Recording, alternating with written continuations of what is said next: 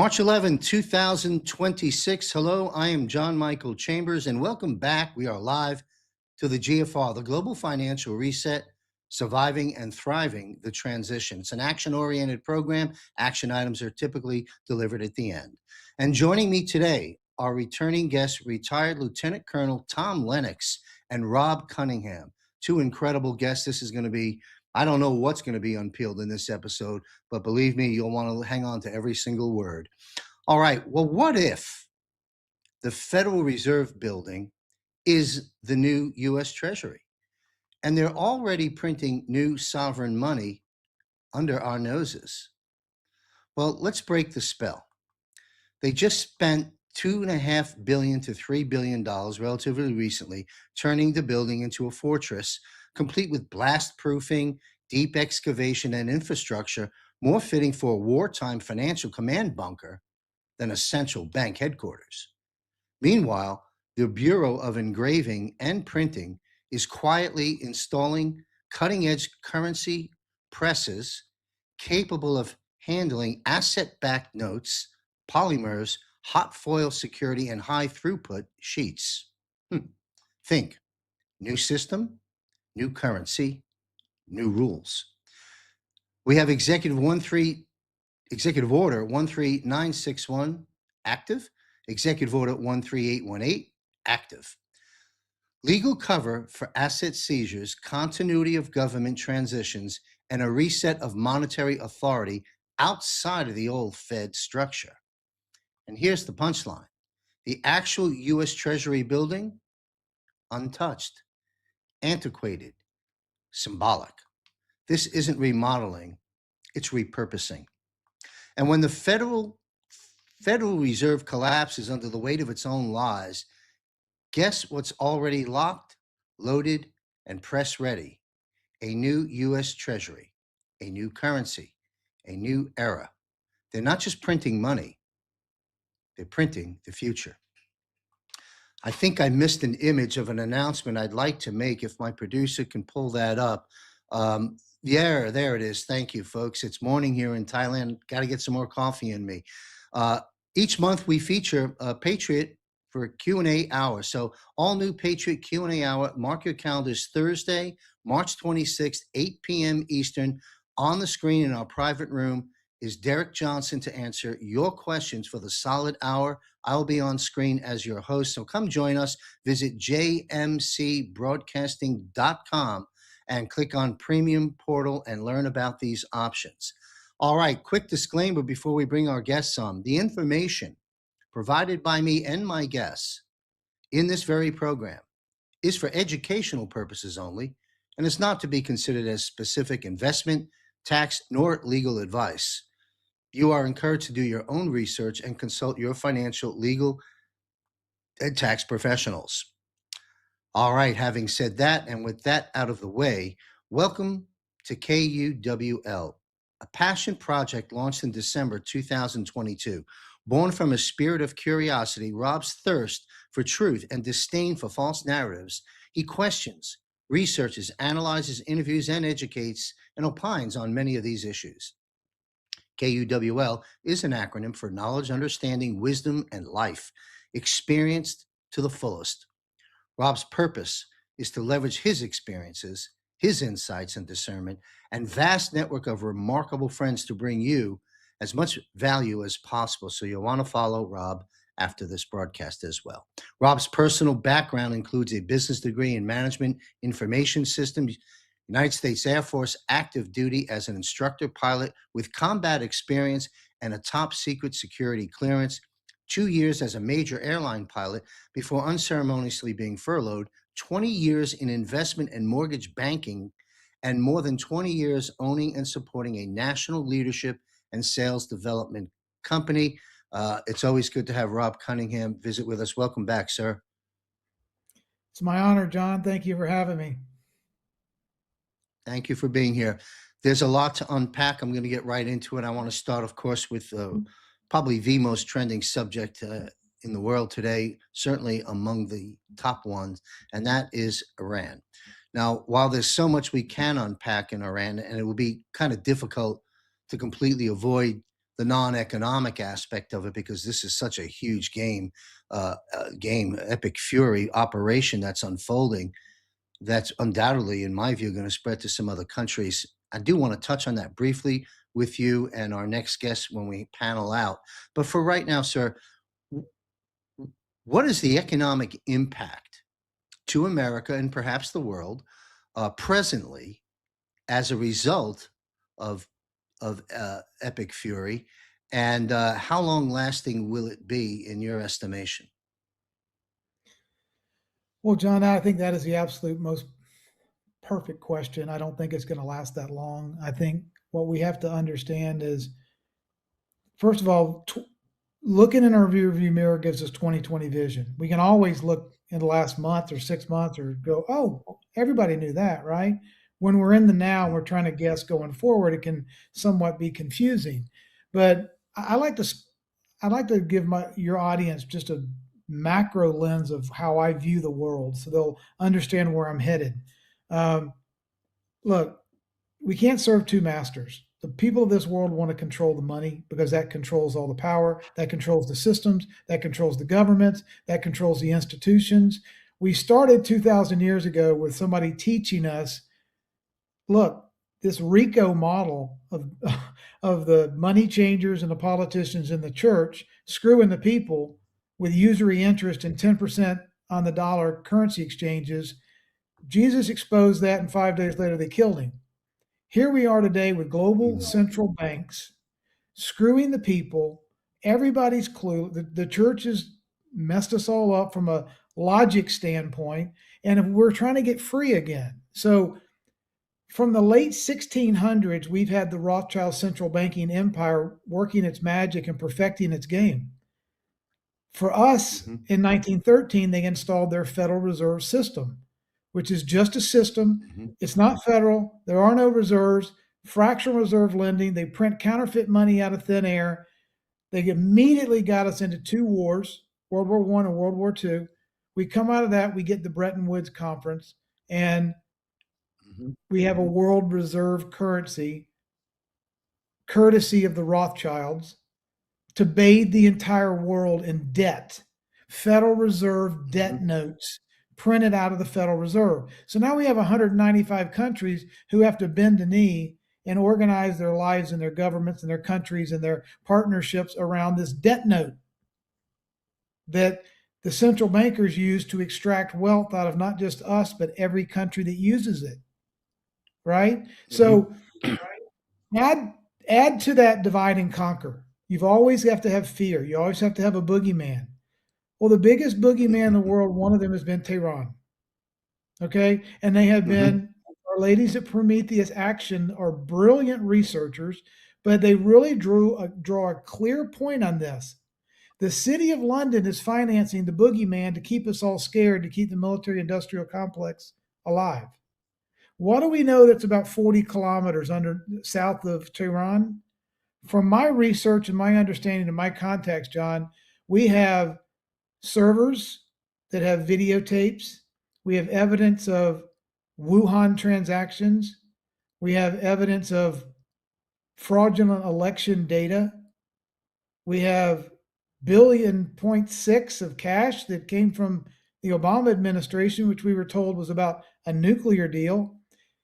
If you were going to hide all of your incriminating evidence for having controlled the world out of the city of London, and you'd scared the world to death that Tehran was an untouchable evil because it was actually a proxy of your own creation, wouldn't that be a logically safe place for a demented, sick entity to hide the evidence that could incriminate it? My understanding is in the first couple of 3 days, the good guys, the white hats, the military got all the hard evidence they needed to prove everything that we suspected has been a fraud against humanity. And we have it. So we've got battleships protecting the Strait of Hormuz. Iran no longer has a navy. They don't have an air force. They don't have a military. They don't have a leadership team. They really can't do too terribly much. there's going to be some skirmishes for sure. But for the most part, this tyrannical government of mullahs and assholes has been decapitated. And to prove my point that the city of London was trying to control the whole situation, what did they immediately do? Day one, Lloyd's of London, cancel the insurance policy, spike the oil markets. And as if Trump and Scott Bassett didn't already realize it, they immediately stepped in and said, "We'll provide the insurance. We're going to escort the tankers. Everything's good." We had oil spike up. We had oil spike right back down. Now, if our special relationship, John, with the city of London was really that special, would the first thing that they do after we go in and do Operation Epic Fury be to unleash Lloyd's of London to screw up the oil markets? How the hell is that a special relationship? But we're cutting we're cutting the cord with the special relationship, and we're getting our absolute sovereignty and freedom back from a genuine, legitimate United States Treasury without any permission slips from the Federal Reserve needed anymore.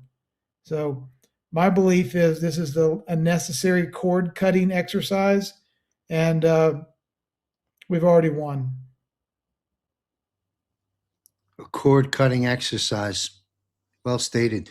Yeah, you talked about the Bretton Woods Agreement. You gave a great macro setup for this, which I appreciate. I'm sure our viewers do.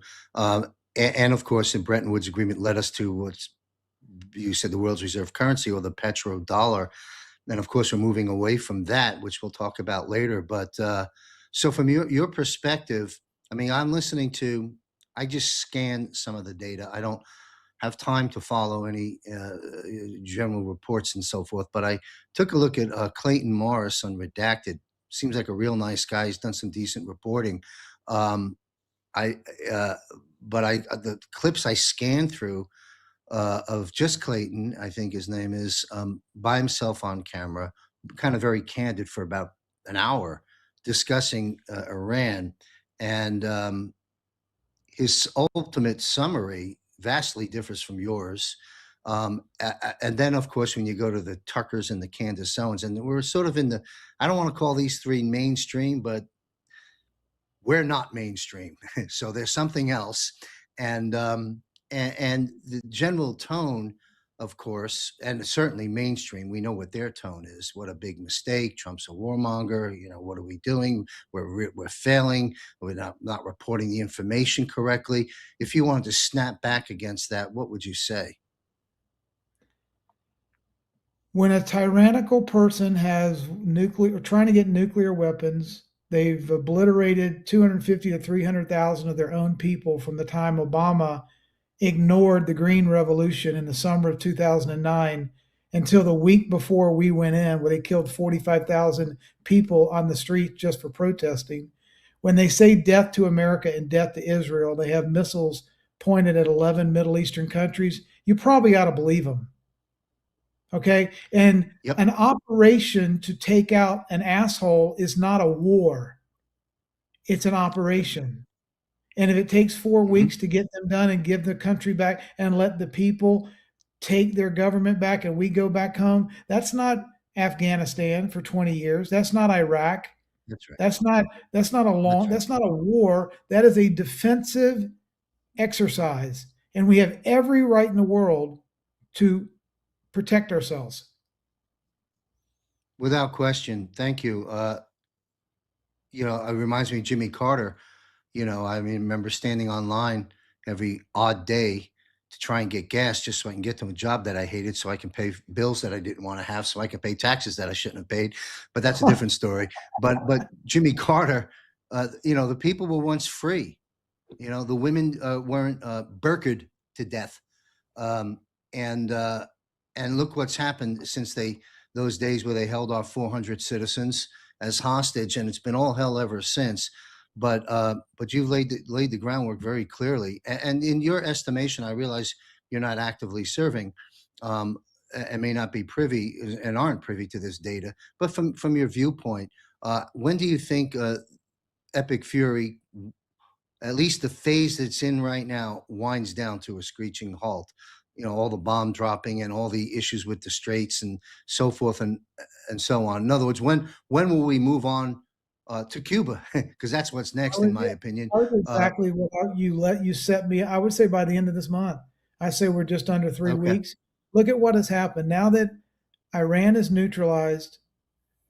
Cuba was bodyguards and protecting Maduro in Venezuela. Venezuela, my understanding that Maduro is already singing like Whitney Houston, has already turned over names of active US senators and congressmen and governors and other people that have been beneficiaries of narco terrorism and fentanyl dollars and fentanyl death.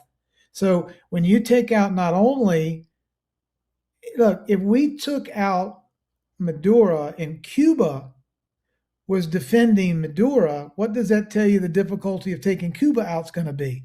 If we went in 2 hours and Hmm. came back out and we landed on a military base and took the president and his wife, and Cuba couldn't stop us because they were his bodyguard, and we've got Hmm. people protesting in the streets of Cuba saying, "Come get us," and Trump's already said they're walking dead. It's just a matter. This is the easiest thing ever.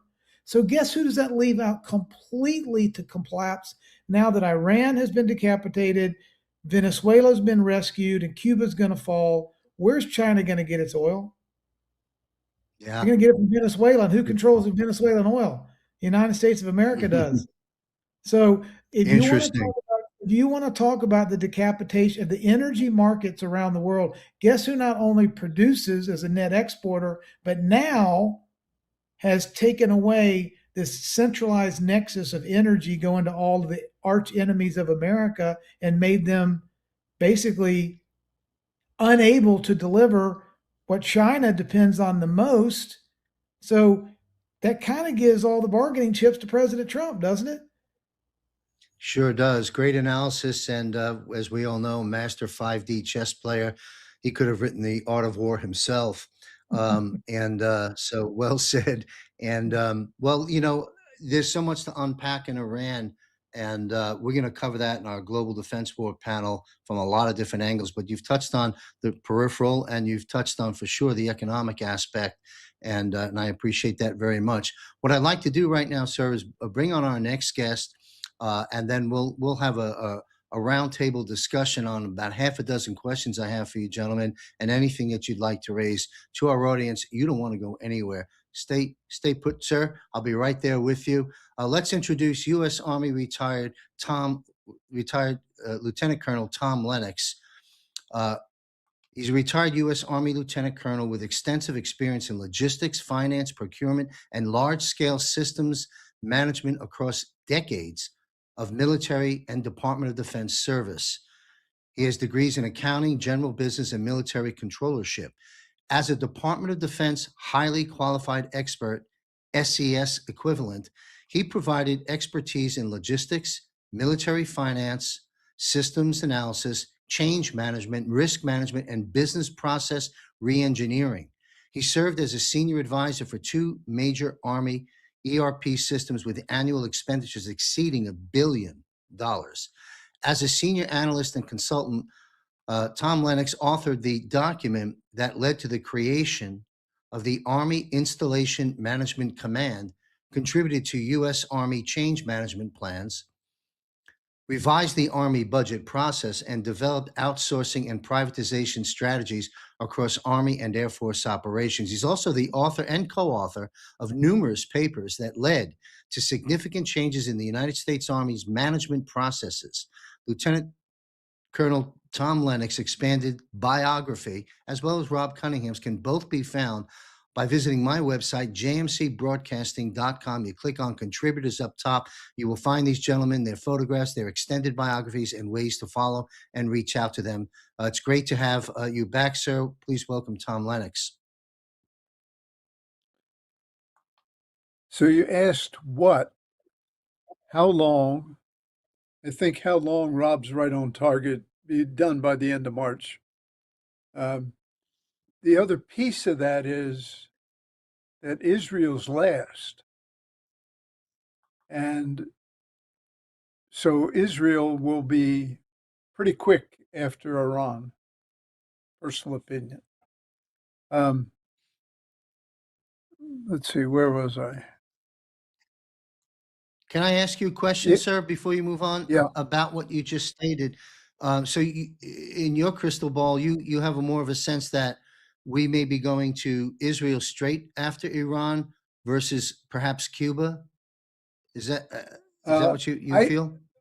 I see both of them. Israel is Okay. an illegal country. There was a Balfour Agreement in 1929 that expired last year. So Mm. Israel is not a legal country. We have so many congressmen and senators who have dual citizenship with Israel and the United States. And interestingly enough, there is no extradition treaty with Israel for anybody. Think about Very that for a interesting. minute. Yeah. Yeah. Um, Coincidences? I don't know. no, there's no coincidences. Yeah. I'm going to jump Well, in further back mhm. than Rob did and talk a little bit about why we had two world wars and why there was a prediction of a third one. And that was with the leader of the Masons in 1870s predicted three wars: World War One, World War Two, and World War Three. Three is not going to happen. Good news there. The amount Let of me. gold, the Mhm. amount of gold in Iran is mind-boggling. They have been discovered by the White Hats in the last 2 weeks. Huge stockpiles of gold. Um, so when we go to a digital asset-backed currency, they won't have any trouble going to it. Mhm. Plus, taking care of some of the rest of the Middle East. Iran has been a CIA proxy since the overthrow of the Shah. Uh, the CIA has been very active there. Financially, the price of, and I look at it from a very consumer perspective, price of gas has gone up 30 cents a gallon in the last 3 weeks. It will stay up there for a short period. Uh, the fact that we are back as the major producer of oil means that the price will drop significantly. I'm going to jump in where we talked about Jimmy Carter. When I was on active duty, um, and this was never, well, it was, there was a plan, and I'm going to be very careful. There was a plan to invade Iran to get those hostages back. It Mhm. wasn't the helicopters that Jimmy Carter sent in. It was a full scale logistics and military plan. Mhm. Um, and that was probably killed by the CIA because you have to remember when that was. Uh, let me see, I got some notes here the Sure. oil spike, um, the Masons predicting the wars, and the other piece that they did in 1913, besides the Federal Reserve, was the IRS Mhm. illegally passing the 16th Amendment. Mhm. Uh, if you look at the IRS rules, it states in the first couple of pages that paying of income taxes is voluntary Mhm. in their own rules because it too is not a U.S. government agency. The IRS is a Yep. corporation run out of uh, Puerto Rico. When we look at the Rothschilds, we're looking at a very interesting relationship between them and the Vatican. And because we have three pillars that were central to the operation: London for the money, the United States for the military, and the Vatican for its religion. And it's the Holy Roman Empire. That's what it's called if you look at the true church. I think that Iran itself, the people of Iran, and I know a number of Mhm. people who were immigrants from Iran, I think Iran will be fine. They have very many brilliant people, and the Shah's son will take over the country for a short period. Uh,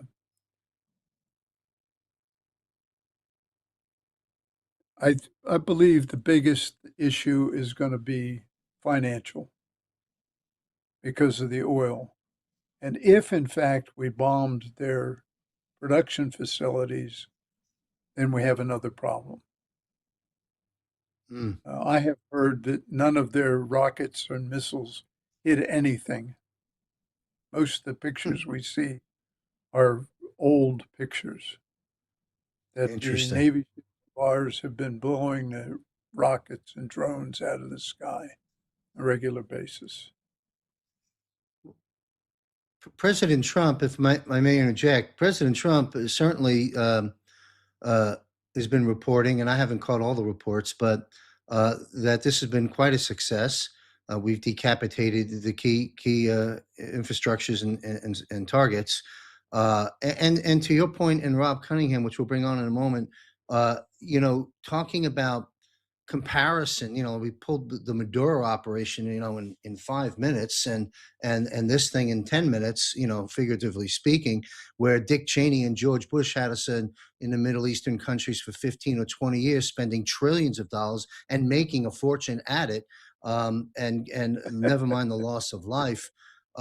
And so here we are, and yet the media, the mainstream media, and even the levels that I discussed in my off the heels of my monologue, have very vastly different views from you and Rob and from many people, and it's almost as if they're completely not believing what the president is reporting.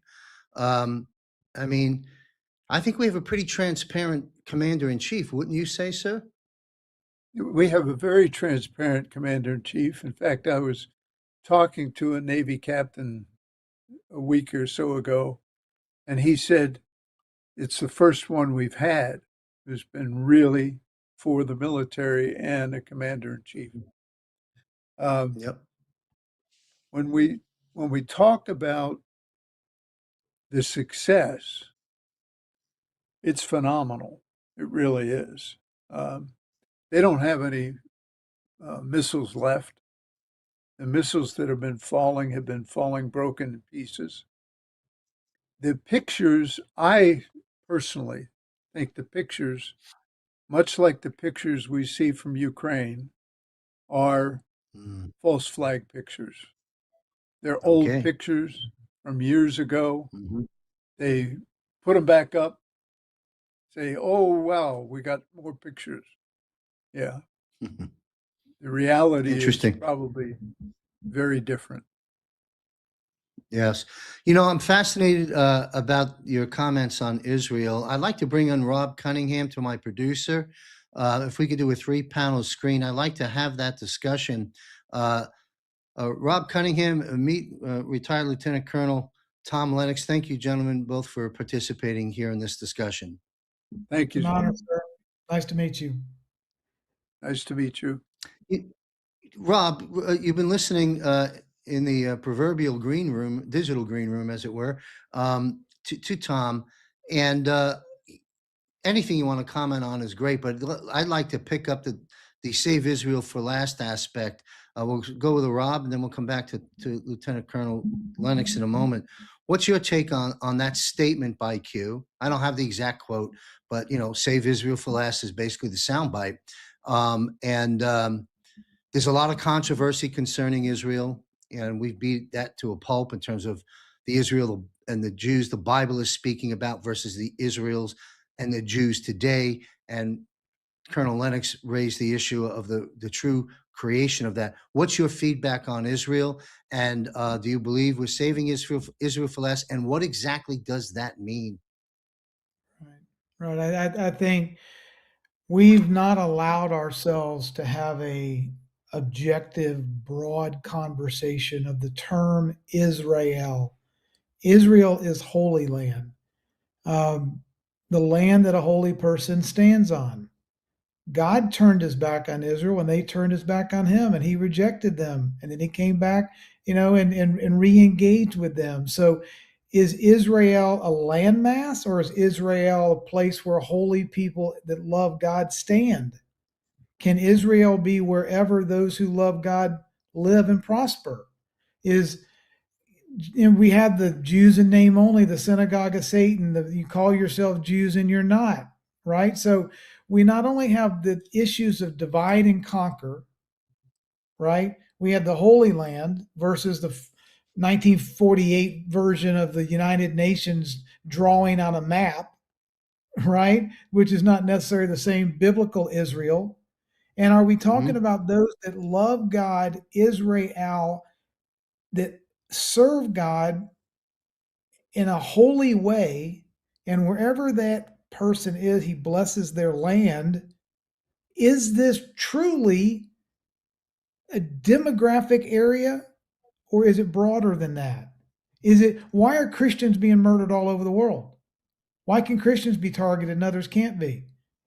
Wasn't America found by 56 signatures in a declaration love letter to God?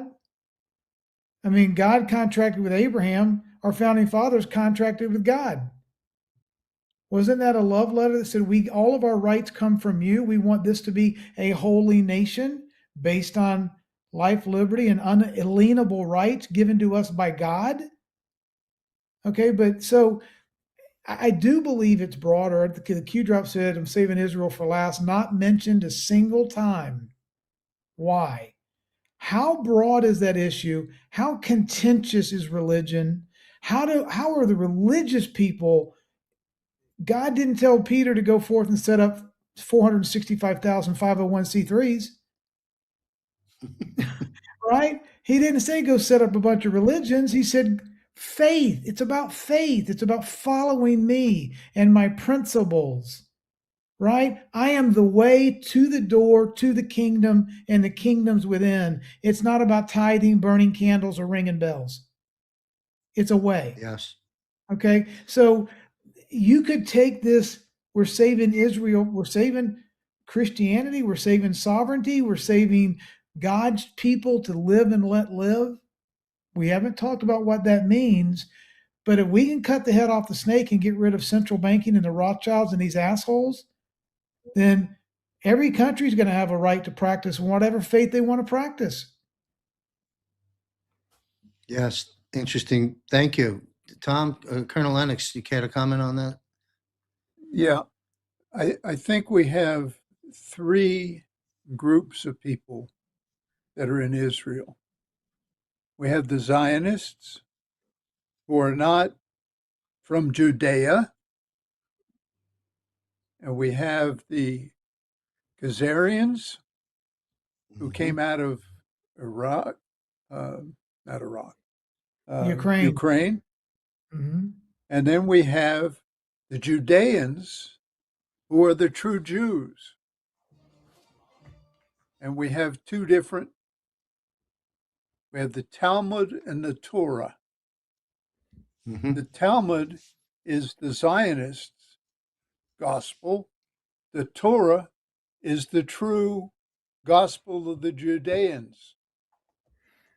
And so when we look at Israel being last, we're looking at the Zionists and the Khazarians being wiped out. Because when we can go study a lot of history and find out that the Zionists uh, have done a whole lot of things, to include running the Mossad in the United States. um, Hmm. and the Khazarians trying to rule the world. And the Judean people, the true Jews, and Hmm. they weren't Jews, they were Judeans. There were 13 tribes. We could probably find more of the original tribes in Ethiopia than we could find anywhere else in the world. Very interesting thought It is. process Let there. me ask you. Thank you, sir. Let me ask you a question. You mentioned the three different types of Uh-huh. individuals, classes of people living in, occupying that space: Khazarian, Judean, the original, and the Zionists. Here comes a loaded question. Which one of those categories does Benjamin Netanyahu sit in? He sits in two. He's a Two meaning what? Zionist, he's a Oh, I got you. Zionist, and he's a Khazarian. Rob, any comments about Benjamin Netanyahu? What's your take on this gentleman? Yeah, I believe politicians of his ilk have so many built-in conflicts of interest; they're inextractable. Um, I would also say that if we want to truly follow the money, I think we can make a strong case for going back to the City of London, the money printers infiltrating every part of the world, every square inch of the world. I mean, for context, John, your audience should think about this. How is it that the United States of America, after the Federal Reserve System was installed on us, before we had committees that needed to figure out how to give away all of our wealth just on tariffs alone, and we didn't have income taxes. Hmm. We installed a Federal Reserve System, and somehow we owe $39 trillion to a How city of about London that doesn't make anything, build anything, grow anything, harvest anything, create anything. All they do is act as a capital markets foreign exchange engine that doesn't make shit. But we owe them $39 trillion backed by all of our assets, stocks, bonds, property, land, everything. Their debt paper has given them entitlement to $39 trillion of things backed by our assets. So we, the people, owe a shithole that doesn't make anything $39 trillion. How does that happen? that? Hmm. The So, Fascinating. corporation of the United States yes, is how that happened. this wealth extraction system that the Rothschilds have put into play the world over. Trust me, it gives them enough power to put Bibi Netanyahu on strings and make Bibi do whatever the hell they need Bibi to do to keep the Middle East a hotbed. To put this in perspective for your audience, Israel is like if you went out on a football field and put a dime on the middle of the 50-yard line, that would be the landmass of Israel, and the rest of the football field would be Muslim territory in the Middle East. Why is it Let there? me ask. If not to just be a belligerent to cause constant chaos and war that profits the money makers? What's your comment, Rob? And then we'll take it to Colonel Lennox, and then I'm going to move us into some new territory. What's your comment on the narrative that's permeating out there within our movement, as well as outside of our movement, that states that Trump is fighting Israel's wars. Trump's bowing down to Benjamin Netanyahu after all he kissed the wall. Blah blah blah blah blah blah blah blah blah. Rob, what's your quick feedback on that statement? How would you like to counter that narrative, if in fact you counter it? Trump is 1,000% in charge, and Bibi does what he's told to do. Bibi is exposed. Bibi has nowhere to go but to basically obey. Maybe Bibi flipped 6 months ago and said, "Whatever you say, Trump. I see the chessboard. We can't win. Now I'm on your team." He may have struck a deal. I don't know what those back conversations are. Trump is 100. Trump and his global alliance team are 100%. Hmm. 100. If Bibi hasn't seen what we've done in Venezuela and what we've done twice in Iran and doesn't think for 1 second we can't do the same damn thing in Israel, he's lost his mind. Okay. So, but the issue here for Trump more than anything is the brainwashing of the religious institutions till they hear the word Jew and people are paralyzed and that Jews can't make a Yep. mistake and oh, the Nazis and oh my God. And either Jews are bad or Jews are God's chosen people, right? But people are so screwed up in the head. They have no discernment, no understanding. They have no idea what the colonel just talked about with 3 different types of Jews. We're dealing with 60% of Americans who can't name the 3 branches of government. That is President Trump's biggest risk, is the ignorance of the people and how fast he can move. And then these Yeah. influencers that are out there, they're just trying to stir the pot and ring the bell and make some money. It's not really Yep. hard to get people pissed off and screaming at each other. That's a pretty easy trick. Yep. Well said. Thank you, Colonel Lennox. Any final comment on the subject of Bibi Netanyahu and the notion that Trump is fighting his wars for him? What's your take? The first time Trump did his tour, where he went to Saudi Arabia, and then he went to Israel, and he went to the Vatican, Mm-hmm. that's when Bibi said, yes, sir, 3 bags full. I will follow you however you tell me to work. Because Trump had done the sword dance in Saudi Arabia. He went to Mm-hmm. Israel. He said, we're putting the embassy in Jerusalem. He went to the Vatican and he looked the Pope in the eyes and said, you have 1 day to make a decision. 620 plane loads of gold, flew back to the United States. Then he went to London and the Queen walked behind him. You have to always remember that. The Queen Yes. walked behind Trump. It said he was Mm-hmm. in charge. He went to the, what's the city in China? The Forbidden City. He went to the Forbidden City. Nobody goes to the Forbidden City. Trump did. Nobody Mm-hmm. crosses the 38th parallel in Korea and walks in That's and right. shakes hands with Kim Jong Un. That's when he took charge. And when you listen to Derek, Excellent. he was in charge the whole time Biden was allegedly in office. So, Yes. Of yeah, course. Thank you, sir. You're to our audience. You're referring to Derek Johnson there.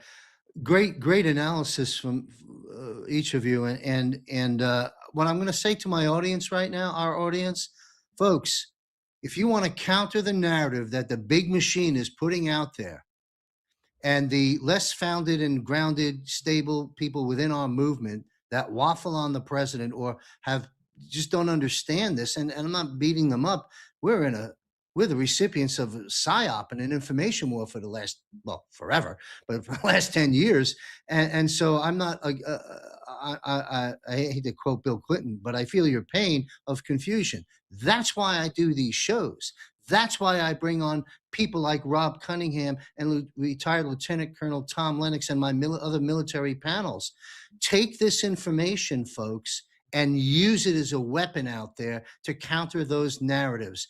And for those that aren't fully aboard yet, why don't you do some of the homework that these gentlemen just shared with you? Some historical references, some biblical references, political references, past, present, and some forecasts on the future, and come to your own conclusions. We're all seeking the truth, because someone once said the truth will set us free. And that's all we're trying to do here. And I think you gentlemen are doing a fantastic job. And I greatly appreciate that. To my producer, I don't know where I'm at. Do I have image number 4? Pop that up on the screen. I want to see what that prompts me to do. It's up here for a reason. Okay. I'd like you gentlemen to weigh in on this. Donald Trump is giving you all so many signs. Do you want to know what he posted today? Okay, so just someone's putting this out on the social media, as you can see, concerning Kim Clement. I had the opportunity to meet with Donna Clement off stage at a Clay event where I was speaking, and then we interviewed her at American Media Periscope. Great woman, and carrying on the message of Kim Clement. But here's this post. Do you want to know what Trump just reposted? He reposted this quote, there shall be a break in the financial system in the Middle East, the dinar. And then he shall say, why now? And once everything seems at their worst, I shall bring it forth, and I shall free them up. There shall be prosperity in a place you least expect it. Now, this is years ago. Kim Clement has passed on, but that's Kim Clement, republished by Commander in Chief and President Donald J. Trump. We'll go to Tom Lennox and then Rob. Quick comment on that post that Trump would republish that Absolutely, out. absolutely right on target. Kim Clement hit it right on the nose. And the place you least expect it is probably Africa, Hmm. where there'll be big changes in Africa. They've already started, I've had. but they're going to be huge. Mhm. Yes, I'm here in Southeast Asia, as everybody knows, and Yeah. and I get to meet a lot of people from different places of the world. It's that way here. Thailand's the number one tourist country, in the world, pretty much. Bangkok, and certainly in the region. And so people from all over the world are here, and some of the African folks I've been speaking with have been asking me, when is Trump going to help us? It's becoming a new conversation at water coolers around the world. Please, like our Cuban friends in Miami, you're going to be dancing in the streets at Cali Ocho, I'll tell you that. Rob, your quick comment on that post that I just put up there, that the fact that the president would re-put that out there also, I find intriguing. Yeah, Ariel is a man that is deeply focused and deeply schooled in monetary money exchange, currency exchanges. Look, if we're going to level the playing field, that means countries have to have their own sovereign currency and have control over the sovereignty of their country, their culture, their institutions, and their way of life. They have to have Hmm. sound money. And if we want to have interoperability and bilateral mutual agreement, mutual consent on a level playing field, then everyone has to have basically a stable coin, which is an equal weight and measure. That's biblical. We have to have mutual consent, equal weights and measures. We have to have clarity, one record, atomic settlement, compliance, trust. Okay. We have to have truth in mathematical systems, not in politicians and institutions. So when we have verifiable clarity, equal weights and measures, and institutions, nations can have their own sovereign currency, and they can then trade in stable coins, then Trump's been speaking for 40 or 45 years about how they screw us over with the currency exchange rates, the financial wars. You do a trade deal, and then 20 days later, the country dilutes their currency with 20% more supply. They just stole 20% from us. They just lowered the Hmm. deal, right? So, how do you transparently, through Space Force, through AI, through mathematic transparency and accountability and verification, everyone makes sure that we have stable coins. And if a country decides to give away all their gold, triple hypothecate, go into too much debt, put out too much currency, deals off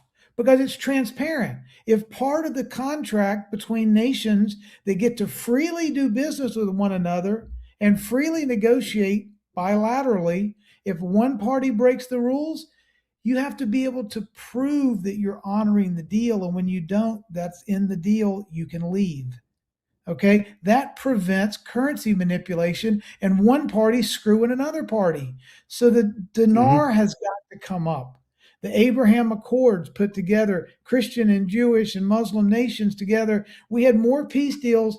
People forget the Abraham Accords before Trump left his first term. And now in the last 12 months, we have 8 or 9 wars being settled. The boogeyman of the Middle East is being taken out, right? We're going to have Yep. gold Yep. backed stable coins in every sovereign nation so we can level the playing field from a monetary standpoint, a sovereignty standpoint, and a equal weights and measures standpoint. I'll leave it at this. Uh, Jack Dorsey, when he sold X and left and went over, he's been spending all of his time in Africa with Cash App, trying to do Stellar Lumens, has been creating the last mile of peer to peer monetary blockchain type enablement. So you don't have to have a Merrill Lynch or a Dean Witter or Smith Barney office everywhere or a Chase Manhattan Bank. Mojo Loop, which is a massive uh, blockchain infrastructure company, is about money, advanced money payment systems all over Africa. Okay. This infrastructure to provide a brand new monetary system architecture has been built since 2012. XRP was born on June the 2nd, 2012. The XRP ledger has been in development for 15 years now. Okay. So they're not just going to willy-nilly blow up the Federal Reserve and tell the Rothschilds to go to hell, retire, you're done. They've been building global infrastructure for a very, very long time. And it's going to, when we level the playing field, it's going to be so the whole world will be on a level playing field. Thank you. Colonel Tom Lennox, you want to comment on, we're drifting now into the creation of the new whilst trying to finish off the old. What's your take on some of the points raised by Rob? I see QFS as not being anything that we have ever seen before.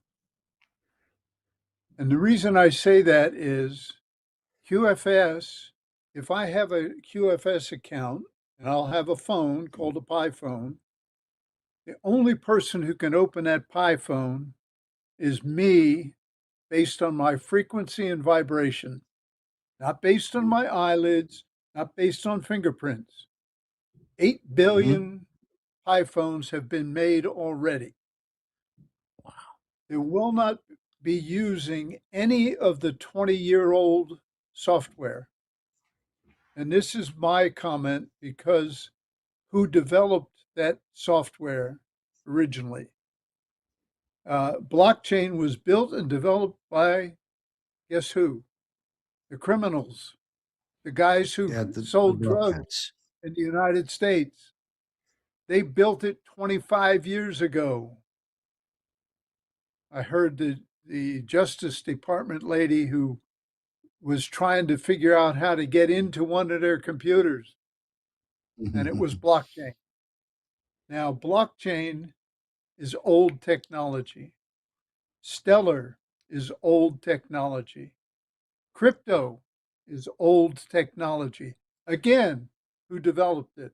Crypto was developed by the guys that were selling the drugs and selling the babies. Yep. They built crypto. They built Bitcoin. So when we look at QFS and we look at the fact that every single person's frequency and vibration will determine their account, it's no software that any of us really understand because it was not developed solely in the United States. It was not developed globally. It was also developed off-world. Wow. By the Alliance. It's an off-world development based on the fact that they can read your frequency and read your vibration. Yeah. And every one of us is different. Anyway, that's my comment. Wow. Well, I will. That comment. Go ahead, Rob. Yeah, I was going to just say that, there are patented technologies out there now that will read 150 of your voice patterns versus 10.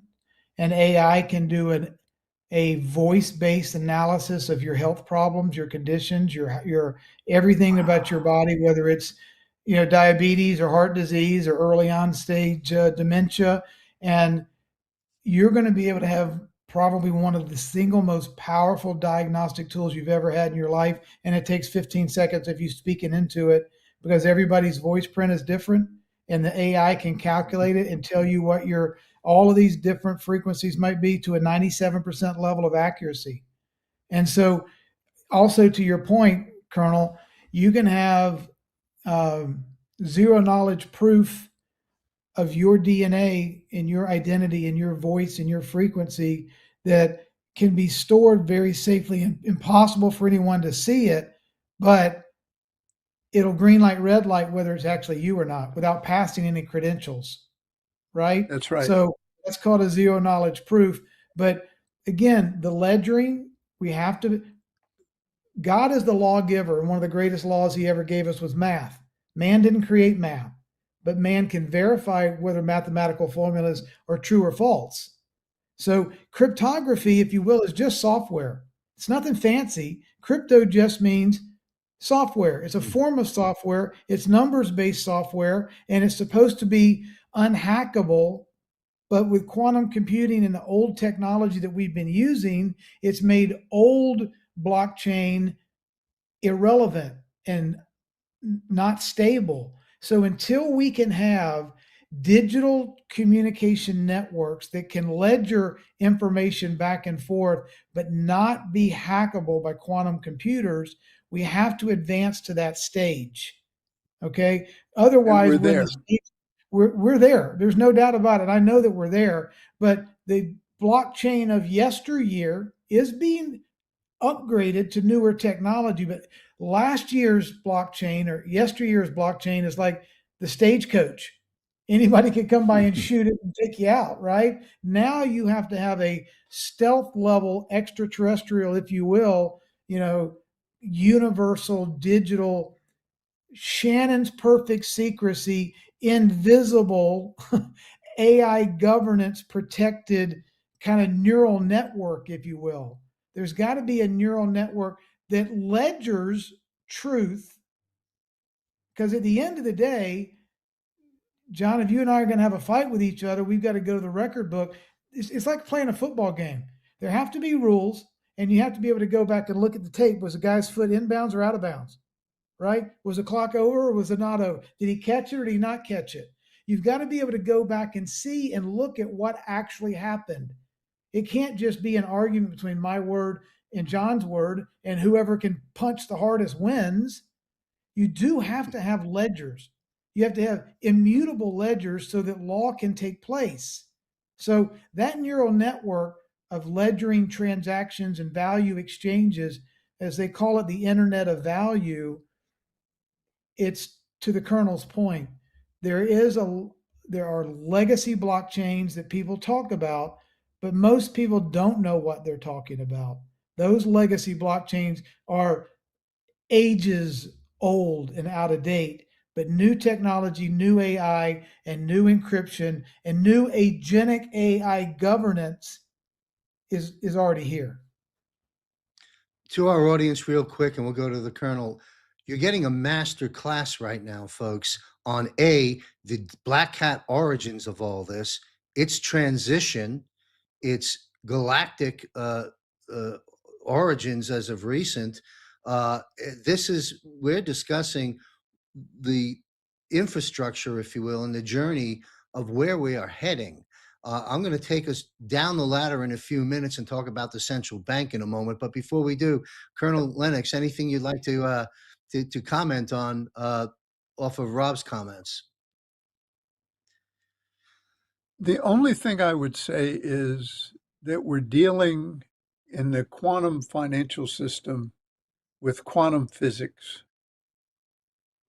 which is beyond the imagination of probably 99% of the people in this country, in this world, Yes. which is why it's Mhm. done off world. A lot of it's done off world. There are so many different groups in the Galactic Federation, and one of them's specialty happens to be the technology stuff.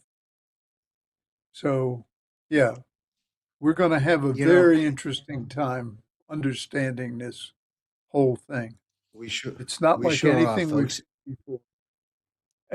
Absolutely.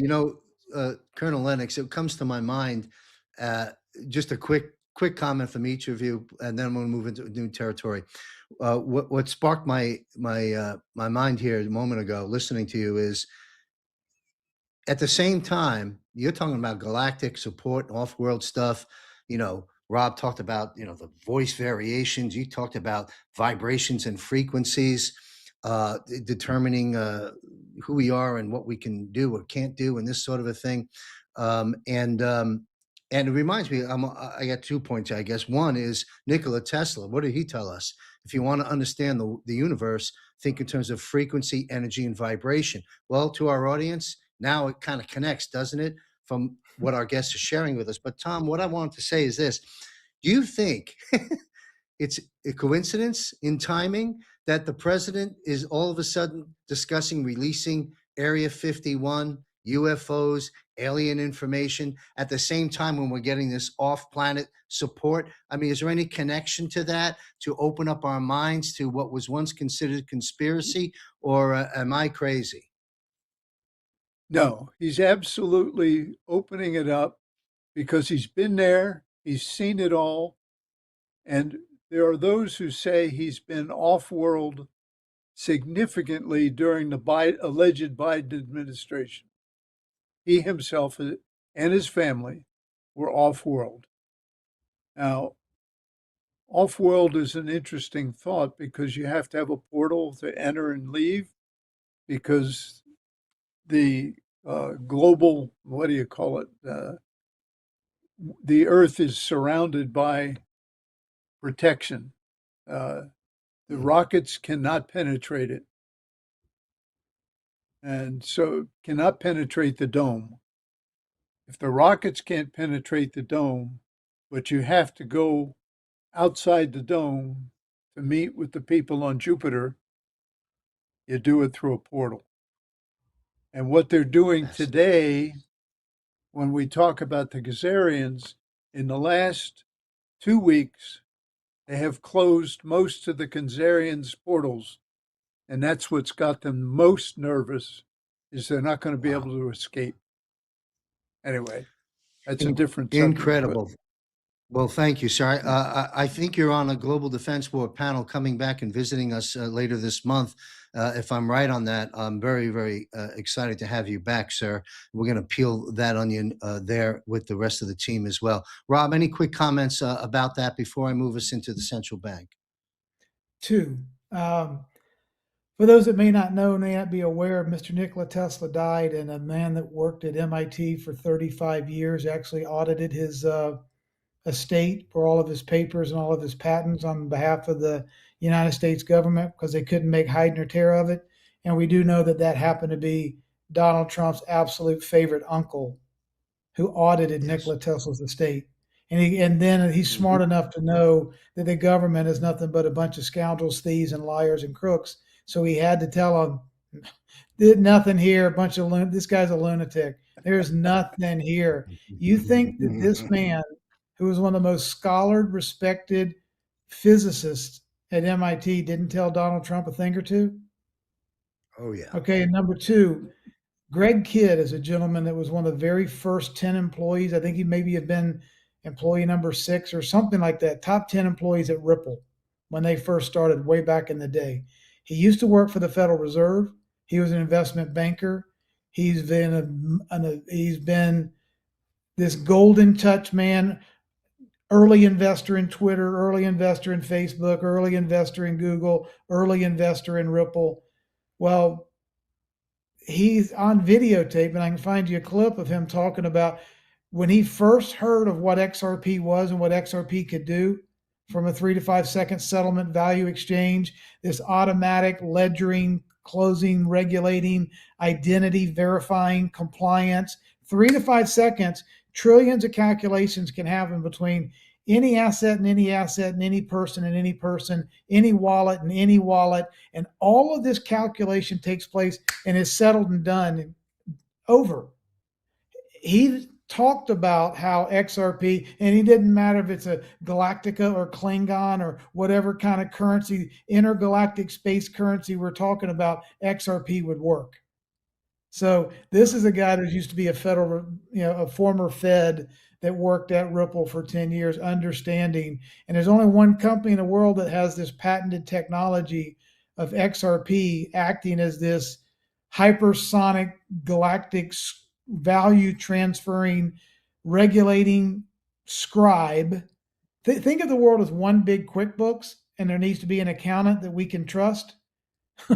This technological accounting called XRP is not a man, not a person, not a bank, and not a Rothschild. It's a mathematical technology that can accurately ledger for the world, and we can verify what it does. We can look at it mathematically. We can see the ledger, and it's either true or false. It's binary.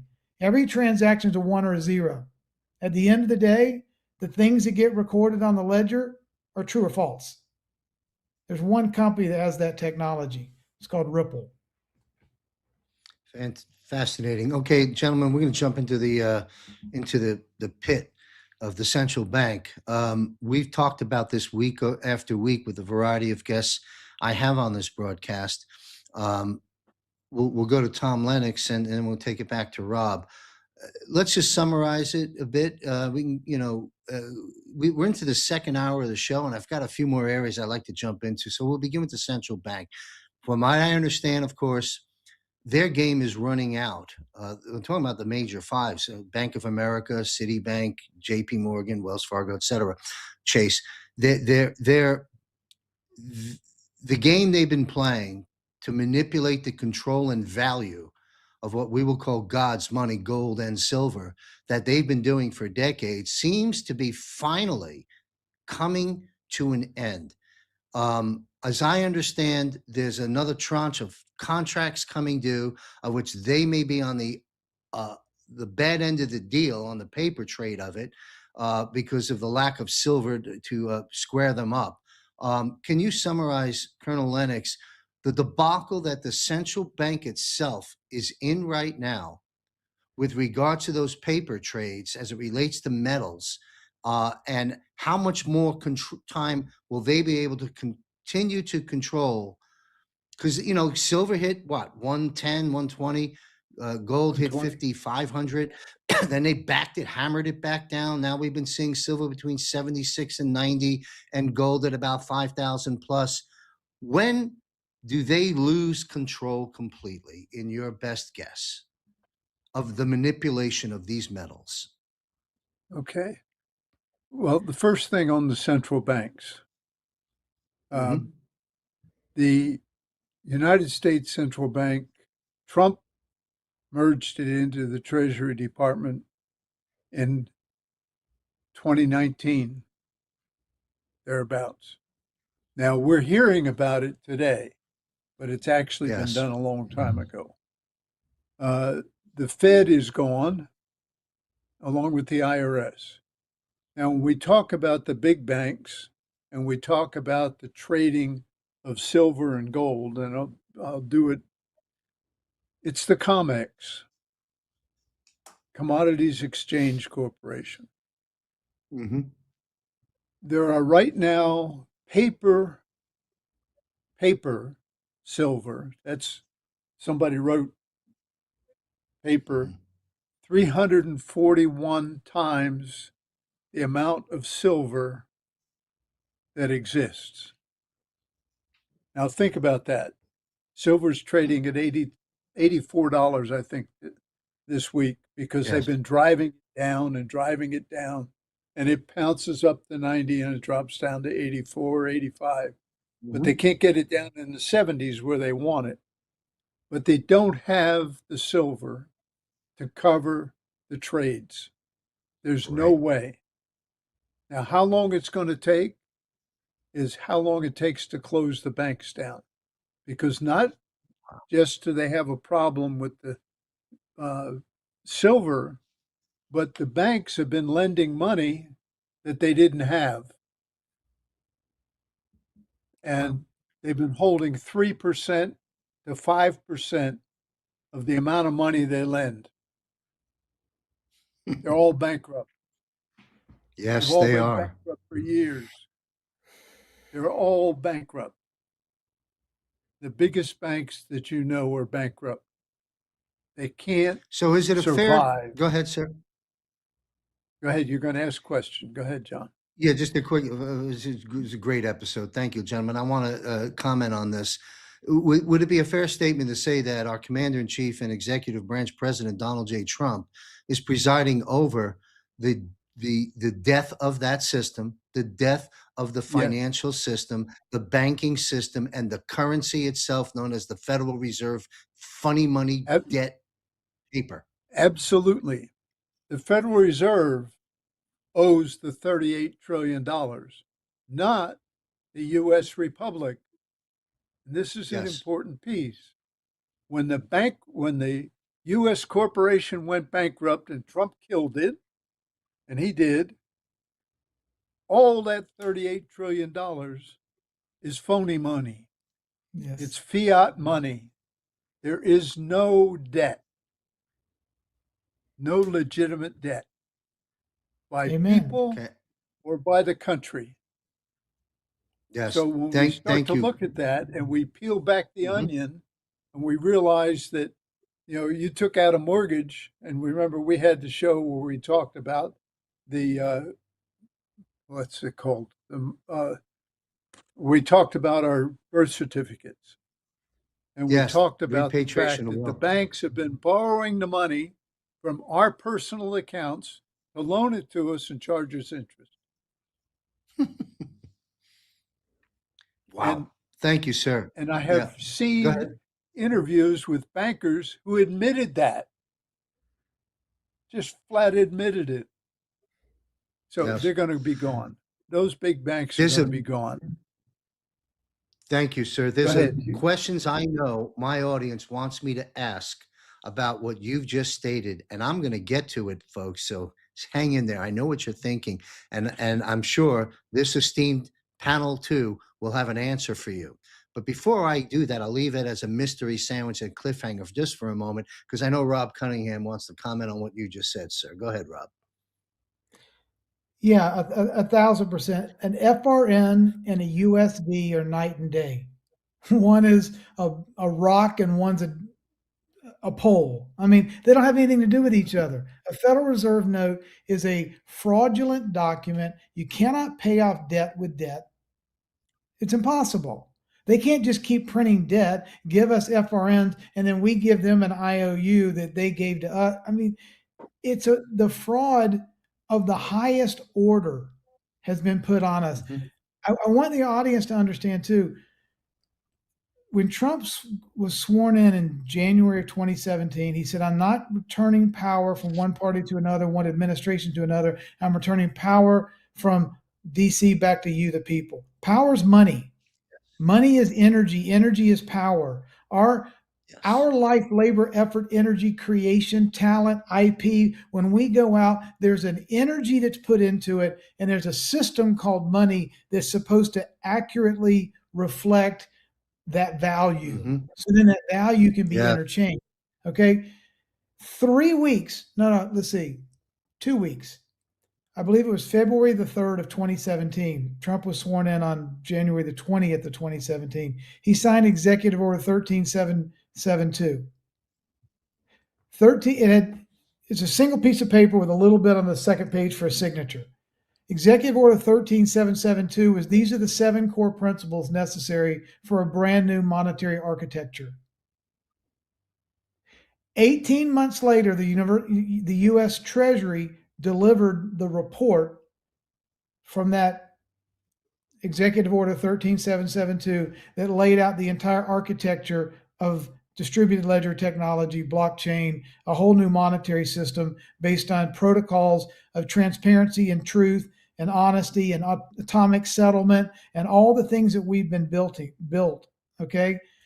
It was less than 2 years later that the damn United States Securities Exchange Commission sued Ripple and locked them down for 3 or 4 years because everybody that was in this committee, it was a 220-page report signed by Steve Mnuchin, and his partner that helped him write it 2 months later went to go to work at Ripple. Rosie Rios, who was a specialist in currency design and a treasurer for 8 years, who helped design new currency, is on the board of Ripple. You opened your show talking about the new paper, the new currency, the new printing, all the new high technology paper and metals, and the way in which the new U.S. currencies. Why would a treasury person not? They normally go and get a big fat seat on a board somewhere. They go to an institution. They go and teach one class a year for $1 million. She goes to work for this little tiny startup in Silicon Valley called Ripple. Okay. She knows what's going on. She knows exactly what's happening. But in the world of Gantt charts, when you're going to do project management, you have to start with the project that's going to take the longest first. 10 days into office, President Trump signs Executive Order 13772, ordering a fundamental report on a brand new monetary architecture system for the world. And he got it 18 months later. So this has not happened by accident. This has happened by deliberate planning. Thank you, sir. Colonel Lennox, you want to comment before I move us somewhere else? The only comment I would make is what Trump did is what John F. Kennedy Sr. wanted to do when they killed him. Yeah. Yes, sir. Yes. Yes, sir. Exactly Yeah. what Trump did. That tells you how close the Trumps and the Kennedys really are. It sure Yeah. does. And, the memes galore shows JFK. And uh, and if you go and back in history, Go ahead. you can find Abraham Lincoln and Andrew Jackson on the same track. Yep. And so here we have Trump finishing off what JFK unfortunately lost his life trying to do for all of us. And it's my belief and opinion that our supreme being has our president's back. That coupled with advanced technologies that we're learning about from you gentlemen today and standardized security measures, this is the reason the man is still here, carrying out the mission that JFK lost his life for. And that brings me to just a quick question here. I've heard about April. Correct me if I'm wrong, if we've heard this, that April is Liberation Day. Am I messing up the April date? Rob, you want to comment on that real quick, and then we'll go to Tom. We've probably all heard the stories about the Titanic that got sunk conveniently Yeah. with the three most influential people that did not want there to be a Federal Reserve Bank. Do you happen to know what date Mm-hmm. that Titanic got sunk? April 15th. Mm. You happen to know that we used to have a calendar where the new year for eons was the first of the new year was April the 1st. That's where the word April Fools originated from, because everyone that complained about it said the new year starts in the spring when the grass is growing and the trees are blooming and the flowers are blooming. It makes sense that a new year would start on Of April course it 1. does. They wound the clock back 3 months to get our energy, vibration, and frequency off kilter to screw everything up, start the new year. And so, in order to get the people to stop talking about April the 1st, they made it April Fool's Day. So Unbelievable. What there's an great April Fool's information. Day anniversary, and there is a sinking of the Titanic anniversary, both in April. So your guess is as good as mine. Okay, Yeah. well, that takes us to July 4th.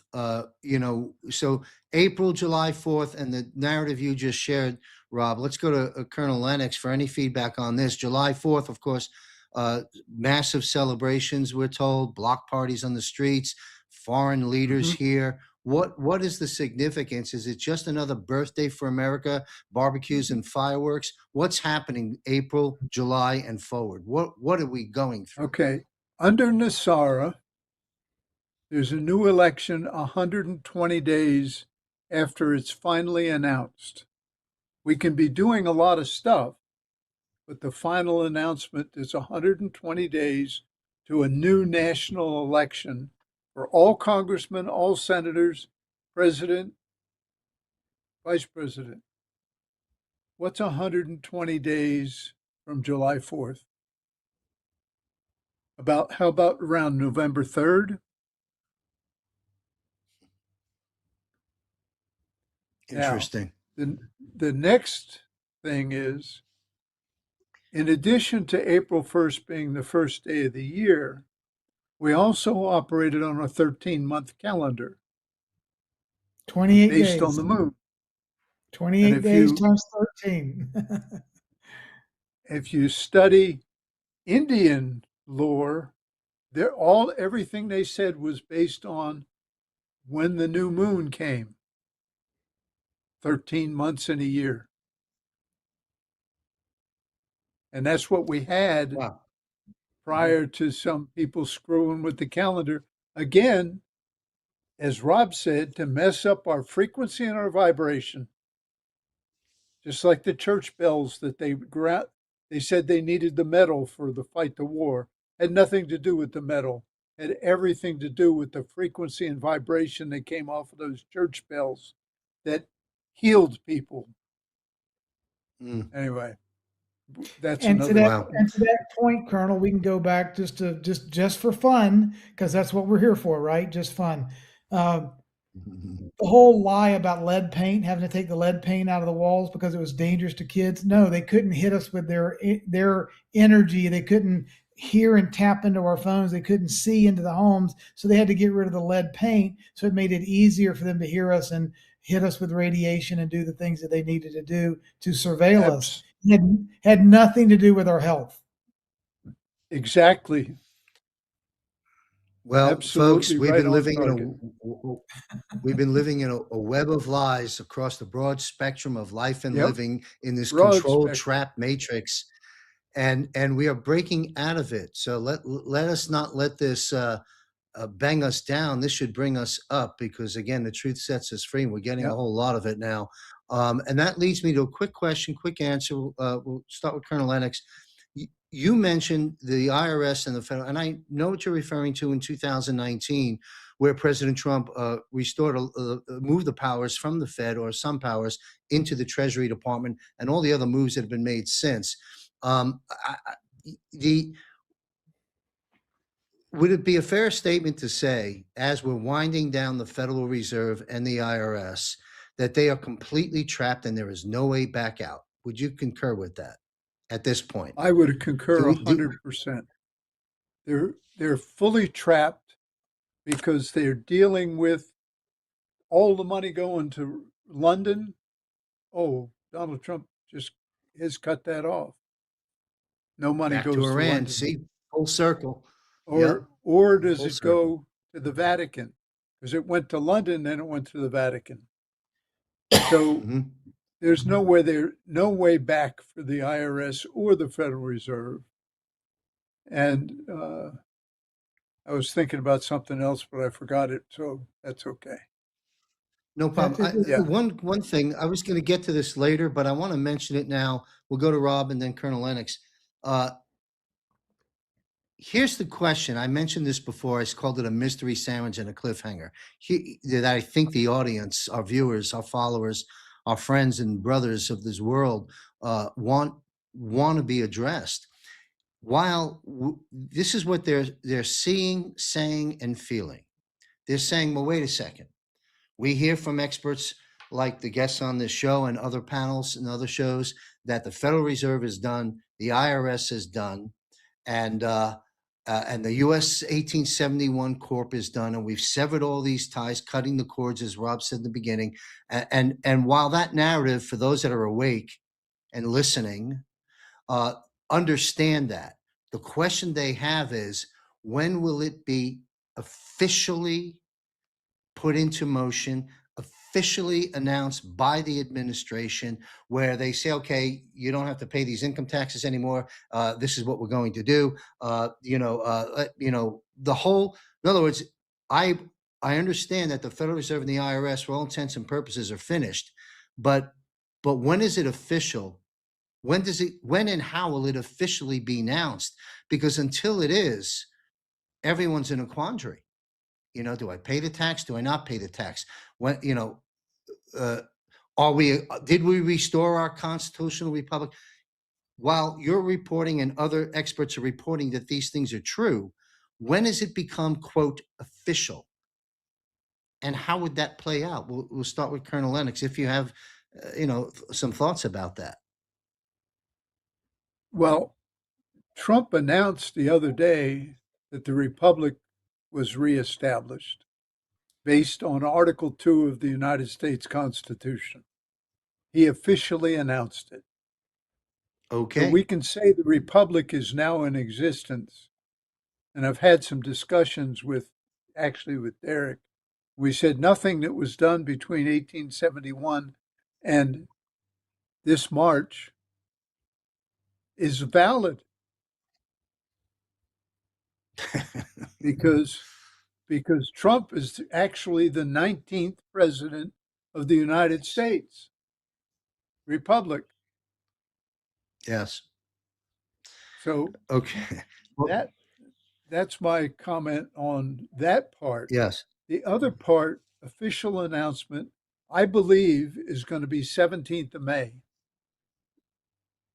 Why is He's that? doing a big rally on the 17th of May in DC. And I believe that that's when he will announce a lot of these things, but not official Nasara until 4 July, just because of when you want to have the election. Okay. Well, thank you. Thank you for all that clarification and for us to look at these trigger dates. Rob, any comments on that before I wind the program down with 200, one or two subjects?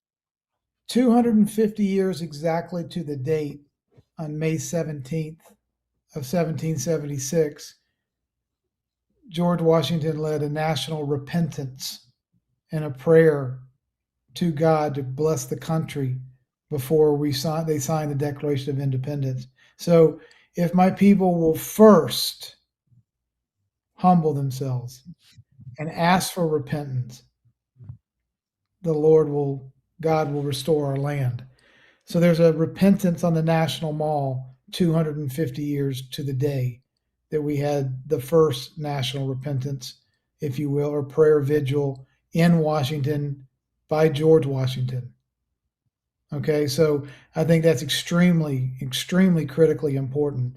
Um, I was of the mindset that we're going to see, I believe we'll get price even before law, before we get this Clarity Act signed. We're going to start seeing leaks and rumbles and deals, and information is going to come out.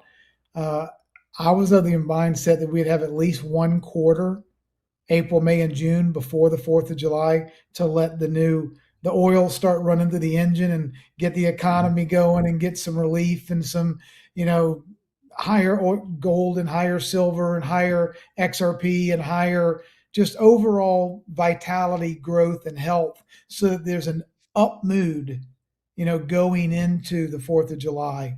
That it's not going to just be an overnight one over the weekend and everybody's in shock and awe.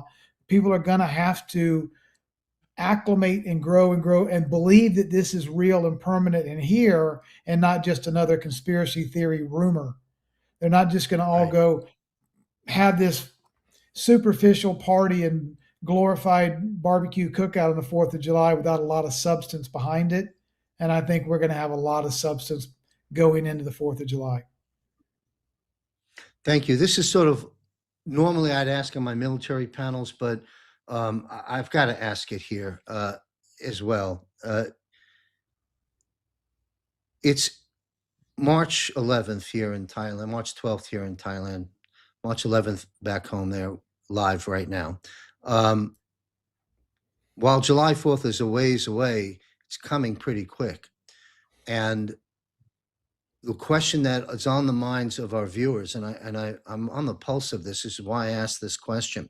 How is it that we're going to be celebrating all these things, as the president has stated, in July? And you gentlemen have raised a whole lot of great information as to the why behind it. But the question that's on people's minds is, we've got a lot of messes to get through. Right, we're dropping bombs. We're doing epic fury. We're on to Cuba. We're on to other places later. Never mind the Epstein debacle, or not debacle, the great release of the Epstein files and the justice that has to now follow. And then you've got J6 and you've got 9/11. I mean, you've got all the issues. But Russia Gate. Let me boil it down to this: the drums have been beating on the Epstein release and everyone waiting for justice and through the tribunals. Then you have equally Russiagate. All roads lead to Obama. We saw the Hillary and Bill depositions. What a joke! And so these are big stories, and these are the big fish, at least optically. What's on the minds of people is, will these things, where will, and also the dangers on the streets of America, the sleeper cells. I mean, the DHS, I did a public service announcement citing specific sources, specifically from the FBI and the DHS, specifically naming the cities and the threat level, which were all greatly concerning. And in light of what's happening now with the retaliations based on the moves made by our military and the commander in chief, it's a long-winded question and statement, but there's a lot here, and this is important. So, with having said all that, dangers in the streets, now incoming, presumably, Epstein pursuant to justice, and then the Russiagate, all roads lead to Obama. Trump said he was treasonous. We know the punishment for treason. These things, how is it that we'll be celebrating? To me, if we're celebrating in July and we're showing the world this is who we are, we're back, where does all that mess, are we going to get through all that by July? How will it be stable? That's the question. If I hopefully phrased it right, Colonel Lennox, do you care to comment on that? And I realize some of these things will take years, but I'm talking about the time frame of today to July 4th. There will be a 10-day EBS at some point very soon. When it is, nobody really knows, but it will happen. Mm-hmm. The second thing is the military, 1 million military have been pre-positioned around the United States. That's reserves, National Guard, and active duty. Mm-hmm. Because most That's of what's encouraging. going on, most of what's going on over in Iran is special forces operations, not the regular troops and soldiers, sailors, and airmen. So when the EBS hits, the biggest reason for it is to keep people off the streets, to keep the normal people off the streets so the military can round up those guys you're talking about that we know are out there, the sleeper cells. They know where they are. Mm-hmm. They know who they are. Mm-hmm. They know how to get them because they have all the information. They've got people inside those sleeper cells, literally inside them. Mm-hmm. So they know. But in order to keep you and I from getting shot, or those of us who are here in the States from getting shot, they've got to close things down for 10 days. That's Okay.